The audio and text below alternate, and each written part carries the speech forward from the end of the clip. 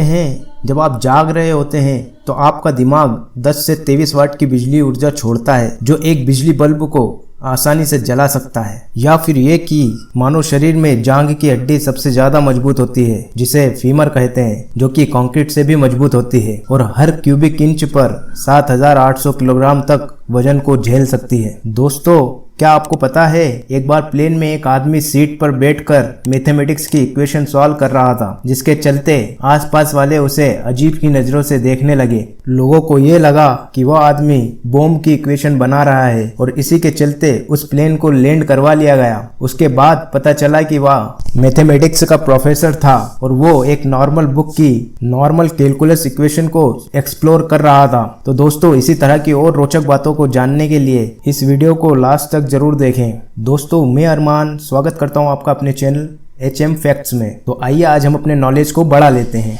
दोस्तों, जब से दुनिया में अदालतें बनी हैं तब से कोर्ट में अजीब अजीब से मामले देखने को आते रहते हैं और लोगों द्वारा ये सॉल्व करना भी मुश्किल हो जाता है कि क्या सही है और क्या गलत। ऐसे केसेस में कोर्ट की मदद ली जाती रही है और कोर्ट ने भी ऐसे फैसले सुनाए हैं कि लोगों के आश्चर्य की सीमा नहीं रही है। इसी के चलते मैं आपको कुछ ऐसे केसेस के बारे में बताने वाला हूं जो कि आपको भी आश्चर्य में डाल देंगे। और दोस्तों, इसमें दूसरे वाले मामले को देखना मिस नहीं करना, क्योंकि दूसरा जो मामला है वो काफी दिलचस्प है और जो आपको सोचने के लिए मजबूर कर देगा।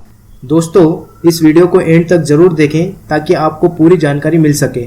दोस्तों, यह एक बड़ा ही दिलचस्प सवाल है कि आसमान का मालिक कौन है। नॉर्मली हम अगर किसी से पूछते हैं कि आसमान का मालिक कौन है तो जवाब आता है कि ईश्वर है। आइए आज इसी सवाल से जुड़ा एक दिलचस्प मामला मैं आपको बताऊंगा। सन 1946 में यूएस के सुप्रीम कोर्ट में एक बड़ा ही अजीब मामला आया, यूनाइटेड स्टेट वर्सेस कास्बी का, जिसमें कास्बी फार्म के मालिक ने 5th अमेंडमेंट एक्ट के तहत सरकार से हट जाने की मांग की थी। अमेरिका में उस वक्त आमतौर पर एक विचार को मान्यता थी कि अगर आप किसी जमीन के मालिक हैं तो उस जमीन के ऊपर की प्रत्येक चीज आपकी है। दूसरे विश्व युद्ध के दौरान अमेरिकी सेना ऐसी हवाई पट्टी का उपयोग करती थी जो कि कास्बी के चिकन फार्म से काफी कम दूरी पर थी। कभी कभी विमान इतने नीचे उड़ते थे कि फार्म के चिकन डर के मारे मर जाया करते थे। इसी के लिए कास्बी ने सरकार से हट जाने की मांग की थी। उसका कहना था कि फार्म उसका है तो उसके ऊपर का आसमान भी उसका ही है। इसके विपक्ष में सरकार का कहना था कि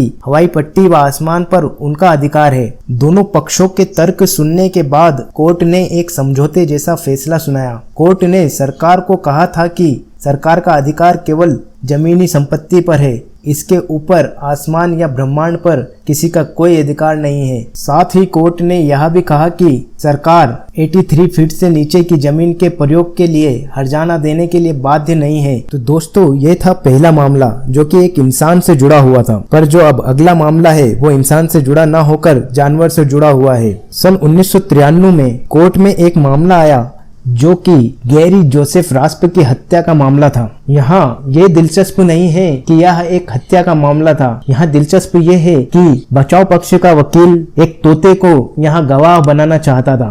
बचाव पक्ष के वकील के अनुसार एक तोता जिसका नाम मैक्स था हत्या के वक्त घटना स्थल पर मौजूद था।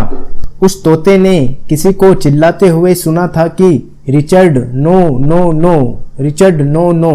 लेकिन उस मामले में आरोपी जो था उसका नाम रिचर्ड नहीं था, इसलिए आरोपी का दावा था कि उसने हत्या नहीं की है। बचाव पक्ष की इस दलील को नहीं माना गया।